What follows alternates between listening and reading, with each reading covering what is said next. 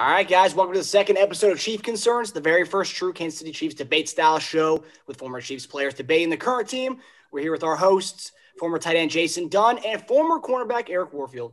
How are you guys doing today? Awesome. What's up, man? Feeling good. Y'all ready to get after it? Yes, sir. Let's do it. All the time, man. Let's go. Offense, defense. Let's go. Let's go. You ain't ready yet, JD. All right, we got Chief Concern number one, which is no shock to us at all. We saw our passing game come alive this weekend to beat the Jets 35-9, taking us to 3-0 against the AFC East. Jason, what kind of stood out to you most this past Sunday? You know what stood out to me? Really, it was kind of the flow of the offense, to be honest with you. And you know, we talked about we wanted to try to, put Le'Veon Bell out there a little bit more, see what he can do. I knew it was going to be his coming out game against his former teammates. And what they did, just the flow of the game as far as the motion and how they was able to get open. I mean, they honestly, when I was looking at it, they made the Jets cover the entire field. And it just stood out to me after just kind of watching and going back over it, how they were just creating different spots. They were just, it's almost like a magic trick. When I'm sitting there just watching them, the ingenuity of what they just do on offense, it really is like, Patrick Mahomes like a magician. Like, look, what I'm doing over here, I got this over here. And so, I mean, you put defenses on their heels because they don't know what you're going to do. Are you going to run? You run to the counter? Now here comes the slant. So that was kind of something that stood out to me just with the entire flow of what they were doing offensively. Just a little bit different from what they had been doing before, especially when you add a guy like Le'Veon Bell into the Right, Eric, what did you see, buddy? So I saw basically they tried to come out as far as the Jets were. They wanted to stop our running game, and which they did. And I think their focus was too much on the running game because we had so much success the week before. And I don't know if it's because we haven't, I would say we, but Patrick hasn't passed over 300 that many games this year. So they weren't looking at that, but that was their mistake. And, we put Le'Veon in to try to get him situated, and he didn't have that much success. I think he even had a fumble in the game that we lost. And so it was like, hey, you want to shut down our running game? We still have the MVP and the Super Bowl MVP that's going to chop you up. And it got back to what me and Jason were talking about last week. We were getting chunk yardages. It wasn't any short touchdowns. We were eating them up for chunks. And going back to the old last year Chiefs of how we put points up on the board. So it was a matter of the defense did their job. Didn't give up a lot of points. Looked pretty good. And it was just the old Patrick Mahomes that we're used to seeing, just pinpoint accuracy down the field, Kelce eating you alive, and also Tyreek Hill coming back to life. So I enjoyed it thoroughly. Yeah, it was a nice spread out, too.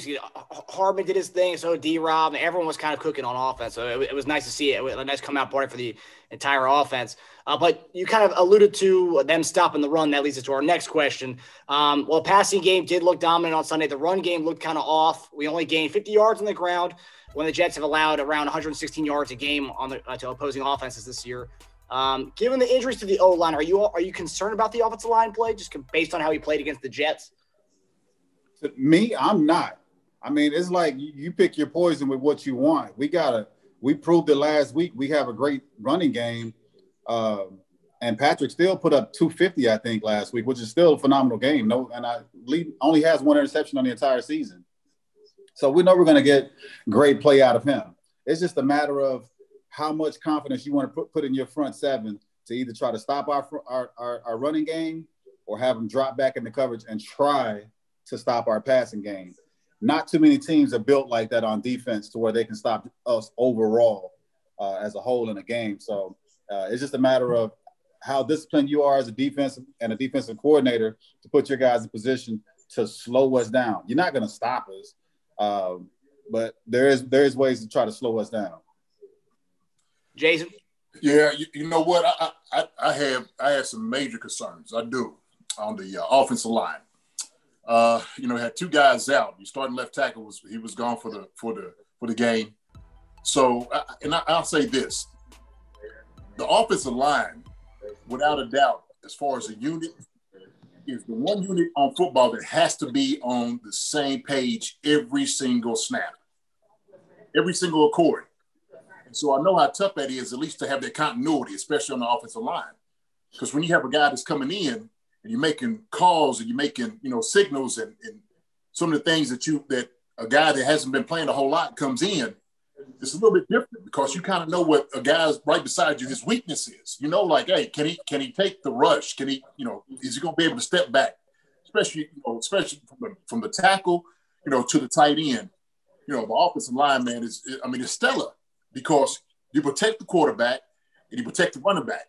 So the two things that you're asking these guys to do is absolutely protect. As we know, we always talk about it. You got to be able to protect the football. That's your livelihood. That's your bloodline. And so my major concern is this. When you got somebody back there worth $45 million, I'm sorry, half a bill. Half a bill. Okay. I'm sorry. Yeah. Look, it's cause for concern. You want to be able to make sure you protect your investment. And if guys are going down, you want to be able to make sure you protect that $500 million investment that's back there behind you. And you don't want, look, what teams are going to start doing, and I start kind of seeing a little bit, they're going to just start taking like little shots here, little hits there. And I watched the game, and it was just like, I seen one guy come in and just kind of brush him across the face. And, Patrick hadn't really been getting hit that much. He's a young guy. So that's why I'm kind of, I don't want to cut you off, but I think it's kind of different because I think we've already met the best of the season that we're going to see. Right now, we're getting into conference play. The best defensive line we got right now coming at us is from San Diego. And we've already played them, so we know what to expect with them. Everybody else, the Raiders, yeah, they played from what I saw, New England type defense to drop everybody back in coverage and rush forward. We're going to game plan that next game we play against them. And so, but to me, overall, the best defense that I think we're going to face is probably San Diego. Coming into the rest of this, I don't have a concern for the offensive line either way. We got so much money tied up into Kelce, Mahomes, and these other guys that we really need to where, like, who can we go get on the offensive line? How do we solidify our offensive line? I think the only way we do that is through the draft of next year. So the way they're playing, you go out and you have a great rushing game that we did the game before, and all of a sudden you come back with a passing attack the way you did. I don't really see a cause for concern right now. Well, I'll say this, Sid, and I'm thinking more long-term with it, right? Because once we start getting into more our division and conference play, I'm talking about long-term. We start getting into the playoffs. When you start going against a better defensive line, because now if you're not really going against a lot of guys and you're still kind of struggling right now, what's it going to say to you when they get into the playoffs? And it's like, okay, now we got Pittsburgh.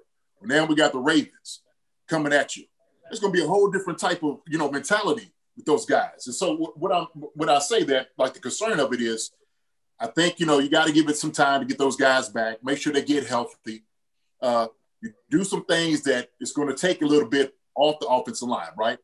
So Patrick goes into passing a little bit more, but you get creative with some of the things you do. You just make sure you didn't hold the ball in his hand as much. So that's part of my concern in itself.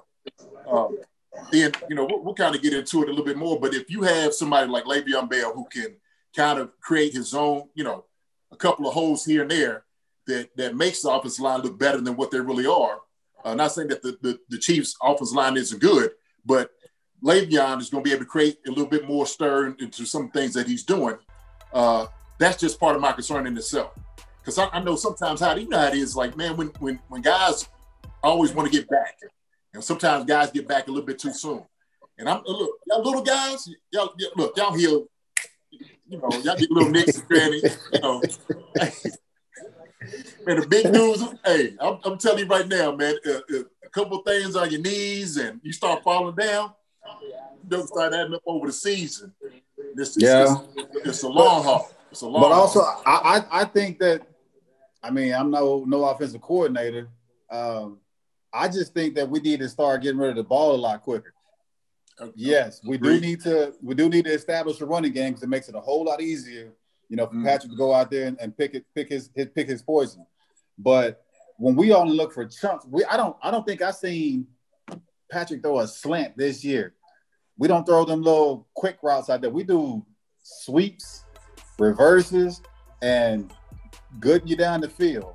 We don't throw slants and hot routes, and that gets the ball out quick. That takes a lot of the pressure off. But that's not in our repertoire. Like we just, that's not us. And I think it kind of slows the defense down and makes them play more honest when they know that, you know, we have that. We make those throws. So, but that's, like I said, it's just not something we do. Yeah. This week, I've seen a little bit of it. And we was running a lot of that, like the slants. And that's why I was saying it just looked like they wanted to cover the entire field. And it seemed like, you know, like the enemy was sitting there saying, like, look, let's see what we can do with this, right? Because I think sometimes when you talk about this, you know, and you going into coaching, you know how you get into the film room, you start talking to other coaches like, listen, you know, this might be an issue for us for the next couple of weeks. So let's start trying to find out different ways we can be creative with our offense, maybe a little bit with our defense. And so they started running a couple of quick slants off the jet sweep, and I was kind of watching. And so they just wanted to see how the defense was going to, at least how they was going to adapt to what they were doing. Yeah. But you're absolutely right. I mean, it's not something that they've been doing in the past, but I think it's something that you have to, like, look, we got to consider this, right? I mean, because we got smaller guys, so we know smaller guys work. Shoot, Tom Brady got away with it, his whole career up here in New England. So, shoot, why not put it into what you can do? I agree. Do you think they'll start to kind of develop more, I guess, routes for like Le'Veon, running routes in the flat, just kind of getting him the ball more, sitting in space and running arrows and stuff?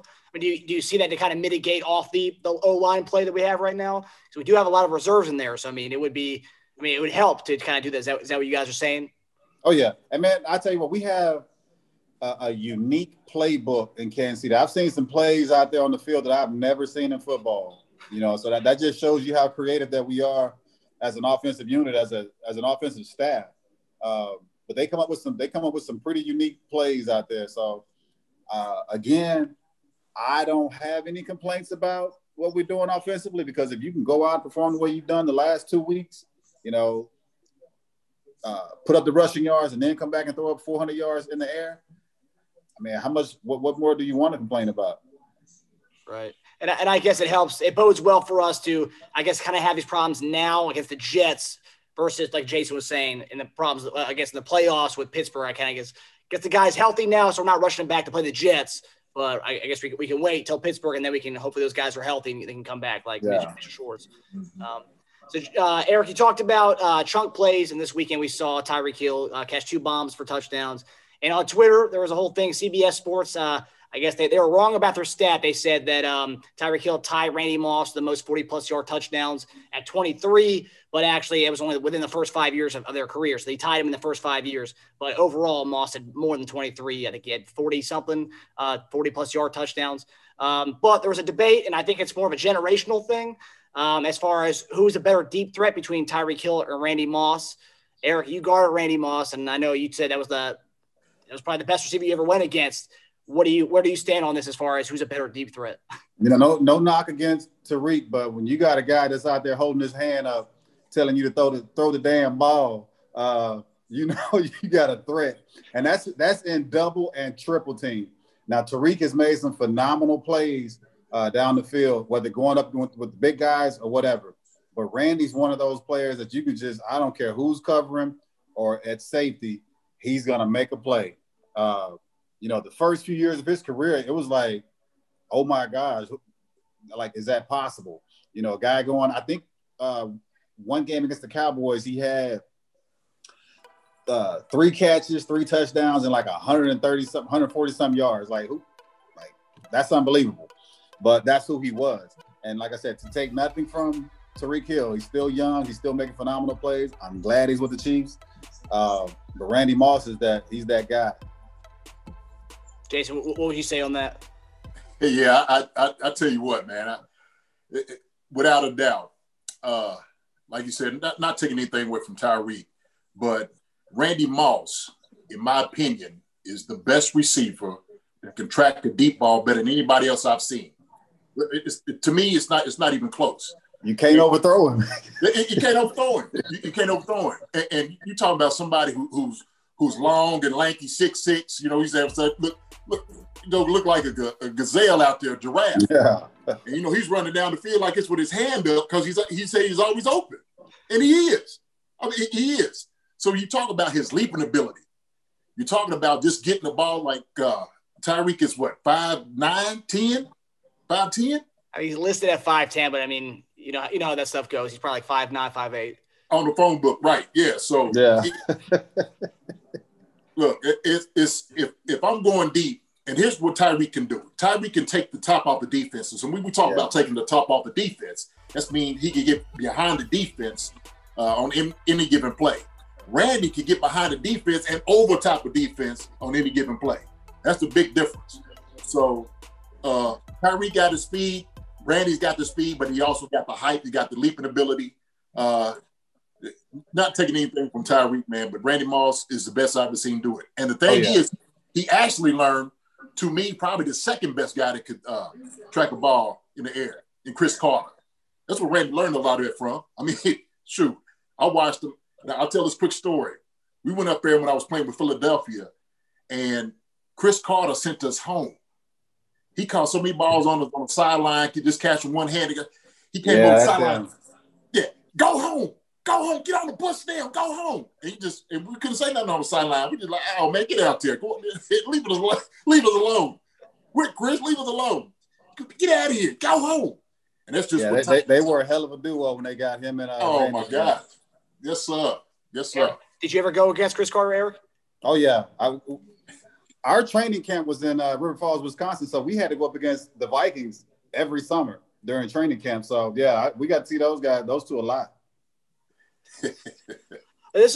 So one of the arguments online that I saw people saying, best deep threat ever, Tyreek Hill. You know, it was probably more my generation was saying Tyreek Hill, the guys who watched the San Francisco 49er, Randy Moss.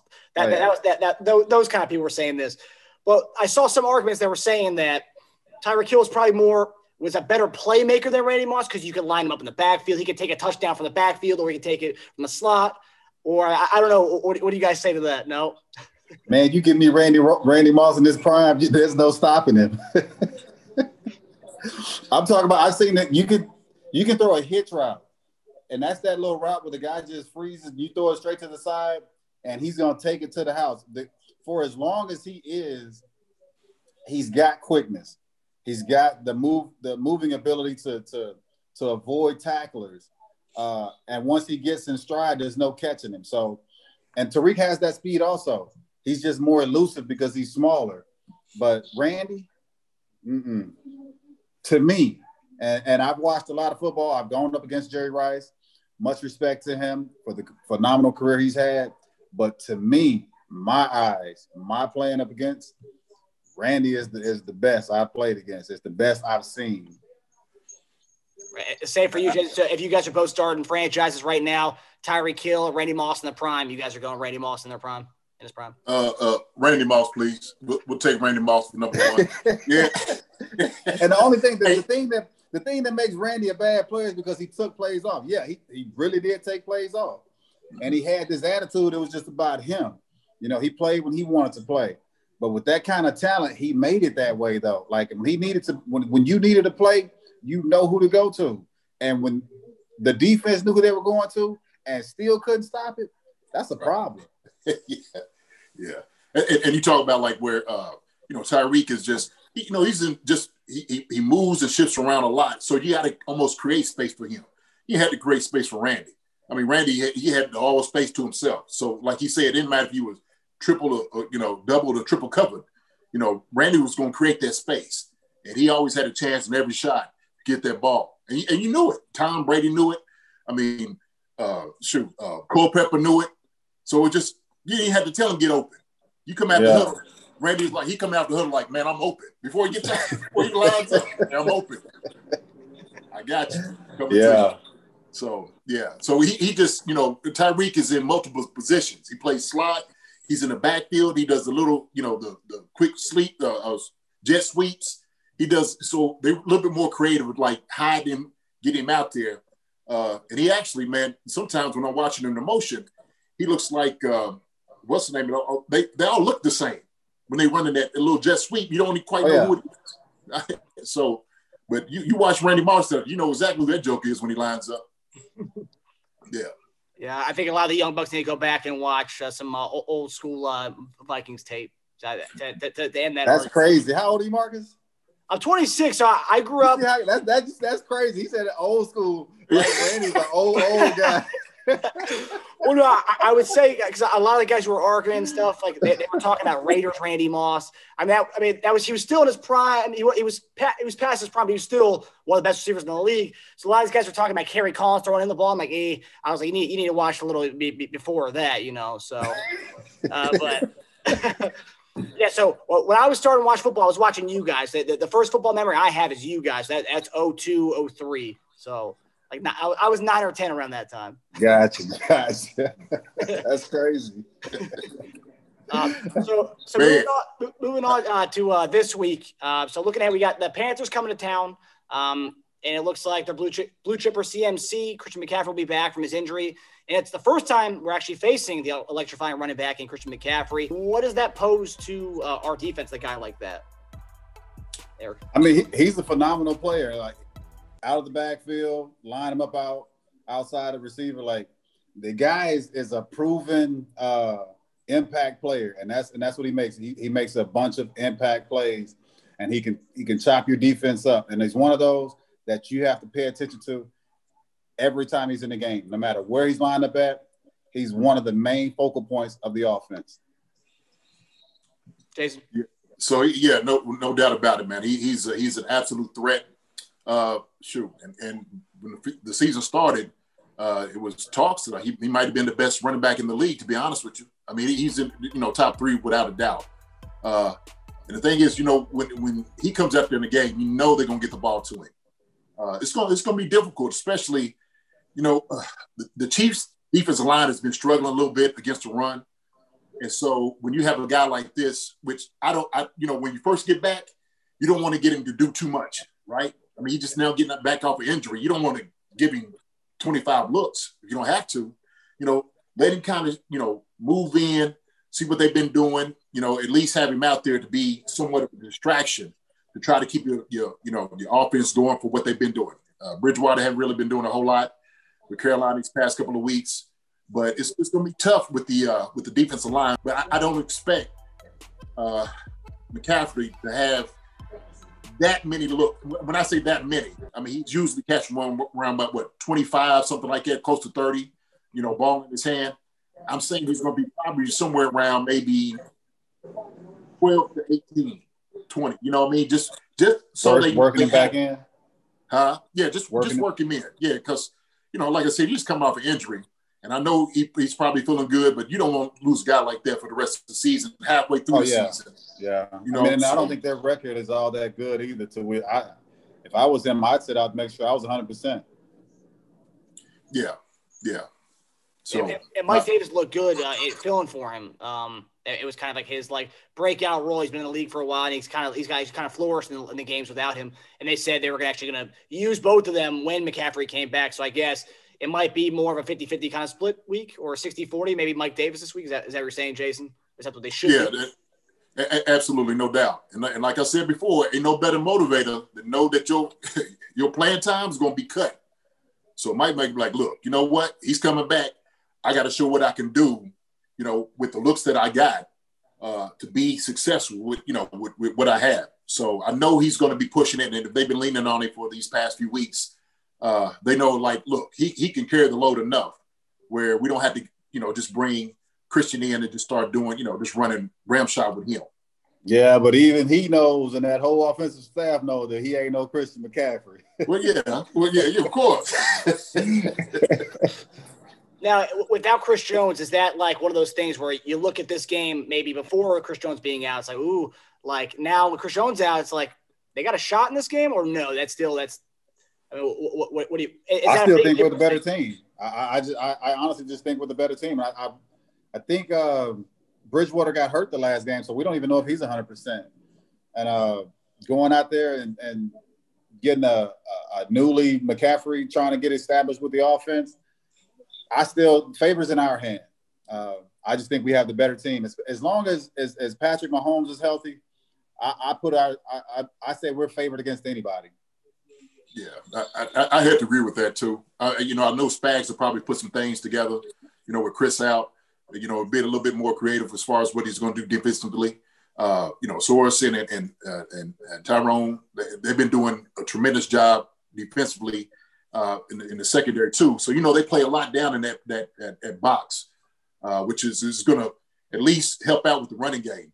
But and I truly believe, like Eric said, when you have an offense like the Chiefs do, well, this is a team sport.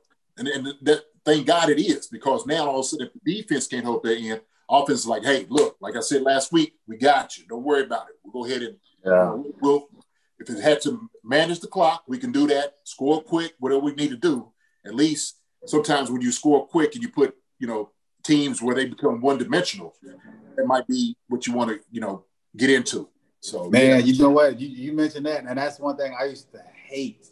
Like, I would hate, there'd be like a minute and something to go, and offense would easily just drive down the field, and you can hear people in our stands like, "Oh man, the defense has got to go back out there." It's like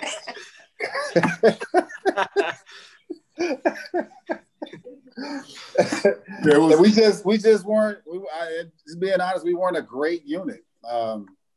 We had some great players. I got some great friendship families from those guys. It's just that as a unit, we didn't play all that well together. And we didn't complement our offense well enough. So, would it be one of those things? I guess I remember as a kid, I guess kind of feeling the same way, where we'd be kind of scared when the defense would come out. And the games, I guess, when the game that lingers in my head is always the Colts game, the no punt game. Yeah. Would there ever be like kind of a tension between the offense and defense? Like, like the offense would come out and to tell you guys that you pick up your game and do something. Oh, no. You know what?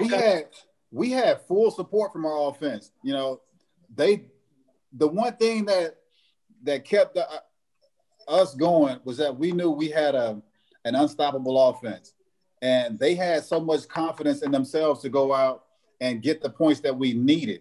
Now, yes, it would suck that the opposing team had to have the ball in the last minute, and they may run the clock out for the last score of the game.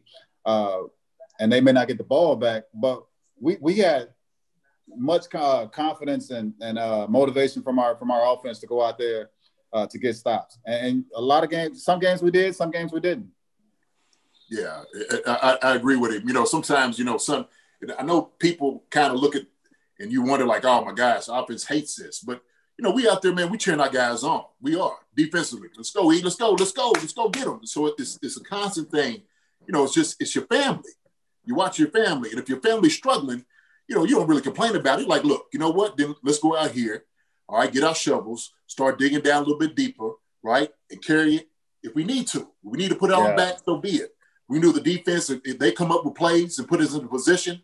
You always, you vibe off each other as much as possible. So there was no sore spots at all. I think it was more so media and, of course, fans. It's like, oh, man, the defense, stuff like that. I'm like, look, we have to do our job. So our job is to score points, right? So they're playing defense. It didn't matter if we scored 14 points or we scored, 50. We're trying to get to 50 more than the 14 every time we go out there. So it was just, it's a family, man. It's a team unit, family unit. You're always supporting one another when you're out there, period. Yeah. And that's what separates the good teams, the teams that have good chemistry versus the bad teams. I mean, you watch games and when you see the quarterback throwing an interception, you see the receiver who's intended for it, like shaking his head and like throwing his helmet down on the sideline. Say, okay, there's something going on in that locker room, possibly. Oh, yeah, we didn't have that. We didn't have that with our teams. It was a good group. I could never understand it. Sometimes when I see some of the behavior on the sidelines, I'm sitting there wondering, like, what's this Joker fighting for? Did he take his girl or something? This got to be something else, going on there. Yeah, something personal. Right. All right. So for the next segment, we got this week, we have some guys coming back or possibly coming back. It's looking like Sammy Watkins and L'Jarius Sneed could be returning to action this weekend after being out the last several weekends. Which player's presence is most needed for this team? I mean, Sneed was off to a great start. I think he had 2 picks, and at the time of his injury was intercepting another ball. So he was leading the team at the time of his injury with interceptions and playmaking ability. So great to have him back. And also to add the impact that Sammy brings with his inside play. It's just hard to say who's going to be the more impactful player to be back out there, because they're both good players. They're both well-needed players for this team to be back in the Super Bowl dance. So I like having both of them back, even though at this point, both sides are playing well. Now, there's nothing wrong with, like Jason said last week, with having that Porsche in the garage too. That thing's always ready to go. And so it's like when you have those kind of guys that have been on the side for a while trying to recover, yet everybody else is playing well, they can just fit right back in, and we don't miss a beat going into the rest of the season. All right. Jason? Yeah. And I think it's the same. Both of those guys are coming back at the right time. But if I had to give a nod, I had to say, man, defensively, it's going to be needed. We get Sneed back. He's going to be able to help us out. Now we can bring those safeties down into the box, right? And Carolina doesn't really have a real strong passing offense either, so that's a good thing, because now you can do a little bit more variables with as far as what you want to do defensively. Bringing those guys to make, in the tackle box to make those tackles and stuff like that. So Sammy is, big receiver. But like I said, I don't think we truly need him right now, but it's good to have it.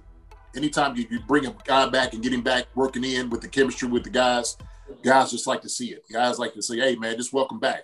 We love to see you out there. That's the worst place to be for guys that you play with, is watch them on the sideline in street clothes, or the little warm-ups, right? Really. So that his presence alone is going to bring a boost to the offense too. Yeah, and actually, I was kind of surprised by this. I don't know if this bodes well for how good their passing offense is, but up until last week, they were leading the league in passing attempts all throughout the season so far. I don't know if that says much about the passing offense being good, but they do throw a lot. And they got DJ Moore and Robbie Anderson, Curtis Samuels. It's not bad receiving group. It's not bad. It's not bad. But then when you start seeing the attempts, see, when I hear a lot of attempts passing wise, you start wondering, like, okay, when they was probably playing from behind. Right. I don't know. I haven't been really watching Carolina, but I'm thinking that's probably part of the reason is you're probably playing from behind now because the passing attempts are going up. Mm-hmm. I just remember watching Bridgewater in college and what he did when he first got into the league. And he's a good passer. He's a good quarterback, but he can do a lot with his legs. But if you have, Christian McCaffrey behind you, that's the guy, that's the monster you want to feed. That's the guy you want to give. You don't want to give Teddy Bridgewater throwing, a million attempts, to those guys. So it'd be different. All right. So last topic here is a prediction. Who do you guys have this weekend? Do you guys have a prediction of the score? I say 35-17 Chiefs. It's pretty good. Yeah, sure. That sounds pretty good. I'm looking probably 35. 35, if 14. I think Bridgewater's still going to be in the dumps a little bit. Christian McCaffrey's trying to get out, but he's not trying to get hurt. So I think they're going to be trying to at least work everything back. So we'll see. Yeah, they should win it. What are you saying? No, I was going to say they should win this, handily. No question about it. Yeah, should. Yeah, both you guys have them covering the spread. The spread's 10.5. I know you guys don't really go into that stuff. Oh, my bookie, man. Hey, Tuesday. All right, so we're going to the Chiefs Kingdom Concern segment where I look at all the Chiefs Kingdom hot takes out there and get each of you to respond to one. We got some fun ones this week. Jason, our first Chiefs Kingdom Concerns for you It comes from at KWCH Braxton, who tweeted, "Whispers, Kelce might have the better goalpost dunk than Tony G. He cocked that thing back, shrug face emoji. I don't make the rules." Jason, what was your response to that tweet made by KCWH Braxton? You know what? That is so funny. That's a great question. Because the thing, when I see Travis Kelce make that dunk, I'm like, ooh, had a little steak on it. Had a little steak on it. You know, so I immediately, text like, yo, hey, I think Kelce, man, might have took your little dunk away.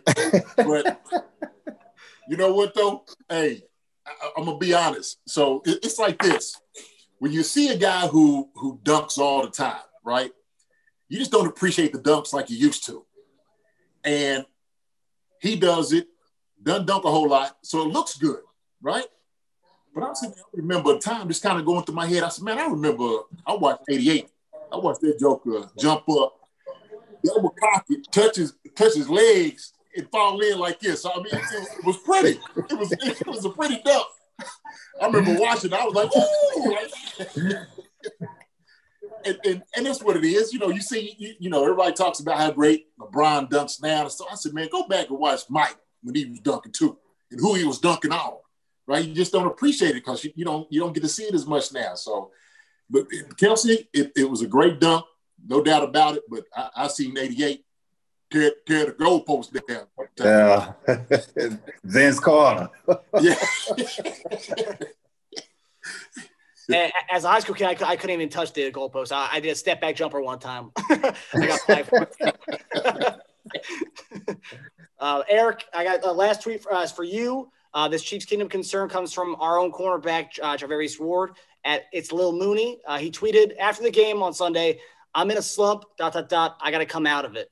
Eric, what's your veteran cornerback response to this tweet made by at It's Lil Mooney and Travis Ward? So I don't know what his slump is. I don't know if that's making plays, knocking balls down, getting picks. But I haven't seen a lot of balls coming his way as far as like getting picked on or getting burned. I know sometimes a corner wants more action. They feel like they don't get the ball thrown their way sometimes enough to where they can make plays. So I'm assuming that's what he's talking about. You just be patient. The team's winning.